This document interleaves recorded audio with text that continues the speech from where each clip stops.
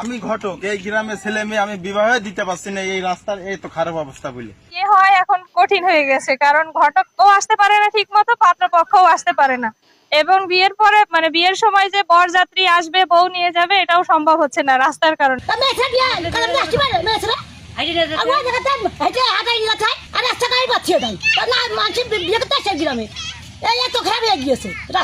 এই শুধুমাত্র কাদার কারণে আমি আমার শ্বশুর বাড়ি আসি না 3 মাস। তো এর আগের দিনকে এসে আমি কাদার ভিতরে পড়ে গিয়েছি, এখন নতুন জামাই আমি।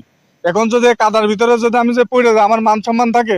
আমার বাবুটা নিয়েও যাওয়া অসুবিধা, দেখা যাচ্ছে অনেক বৃষ্টি হলে পরে আমরা যেতে পারি না, বর্ণ আমার বাবুর নিয়ে দেখা যাচ্ছে স্কুলে নিয়ে যাওয়া খুব অসুবিধা। বিয়ে শাদী হবে কি করে, এত সুন্দর রাস্তা, তাহলে আর বিয়ে শাদী তো হচ্ছেই না, সমস্যা হচ্ছে, সবকিছুরই অসুবিধা হচ্ছে।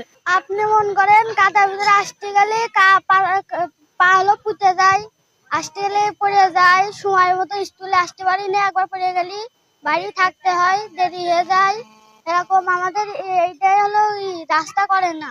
আমাদের রাস্তায় আসতে আমরা পড়ে যাই আবার ঘুরে যেতে হয়, যাতে যে আবার কাদা মাথা লেগে যায়, পায়ে স্যান্ডেল খুলে আসতে হয়। আমাদের গ্রামে 2008 সাল থেকে এই পর্যন্ত কোনো রাস্তাঘাট ঠিক করা হয়নি।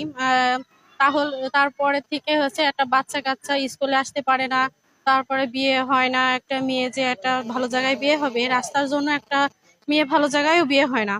একটা ঘটক বা হচ্ছে একটা হচ্ছে পুরুষ মানুষ যে আসবে, যে একটা মেয়ে ছেলে বিয়ে হবে, মানে ছেলে যে উন্নত জায়গায় হচ্ছে যে মেয়ে দেখতে যাবে, সে জায়গাও যেতে পারে না। স্কুলে এত রাস্তা খারাপ, স্যান্ডেল হাতে করে আমাদের বাচ্চাদের নিয়ে আসতে হয়, তারপরে হচ্ছে বাচ্চাদের নিয়ে যে হচ্ছে স্কুলে ধোয়ায়, স্কুলে পড়াতে হয়, আবার যাওয়ার সময় এভাবে নিতে হয়, তারপরে হচ্ছে বাচ্চারা হচ্ছে অনেক কষ্ট পায়।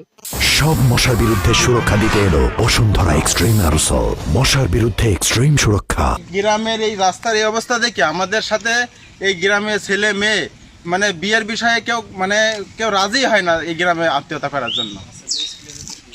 এবং স্কুলে যাওয়া যে কত সমস্যা, মাঝে তো স্কুলই বন্ধ হয়েছিল কয়েকদিন এই বৃষ্টির কারণে, চলাচলের যাতায়াতের অবস্থা এত খারাপ। আমাদের ইউনিয়নের চেয়ারম্যান এবং মেম্বার তাদেরকে আমাদের দৃষ্টি আকর্ষণ করছি যাতে আমাদের কাজটা খুব দ্রুত করে দেয়। আমাদের সরকারের কাছে আবেদন যে আমাদের এই রাস্তাটা তাড়াতাড়ি করে দিতে, যেভাবে হোক, আমাদের অনেক কষ্ট হয়, বিয়ের কাজ আসেই না এই রাস্তার কথা বললে। আমি এখন অবস্থান করছি ঝিনাইদহ সদর উপজেলার হলিখানি ইউনিয়নের কুলা গ্রামে। কুলা গ্রামের যে রাস্তাটা দেখছেন, এই রাস্তাটার কারণে অনেক ভোগান্তিতে পড়ছে এই গ্রামের মানুষ এবং আশপাশের যারা আত্মীয় স্বজন আছে, তারাও এই কাদার কারণে